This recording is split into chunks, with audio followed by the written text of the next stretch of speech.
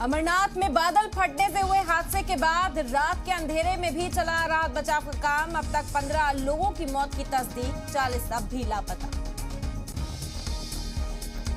Japan के साबिक वजीर-ए-आजम Shinzo Abe के सम्मान में आज राष्ट्रीय शोक। कल काशीवासियों ने मां गंगा से प्रार्थना कर दी थी खराज अकीदत। मुंबई में आज फिर भारी बारिश होने के आसार। महानगर पालिका ने खतरे को देखते हुए सुबह 10 बजे के बाद चौपाटी और समुद्र के किनारे जाने पर लगाई रोक।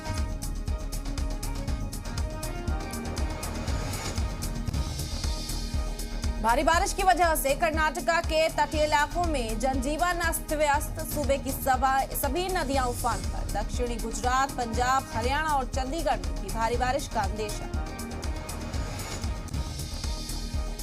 पंजाबी सिंगर सिद्धू मूसेवाला के कत्ल के लिए गोल्डी बराड़ ने ही की थी 1 करोड़ रुपए की फंडिंग। गिरफ्तार मुलजिम प्रियव्रत ने पूछताछ में किया सनसनीखेज खुलासा। यूपी के देवरिया में पबजी गेम के शौकीन ने की बच्चे की हत्या। 5 लाख की फिरौती के लिए मासूम के मुंह नाक में फेविक्विक लगाकर ली जान।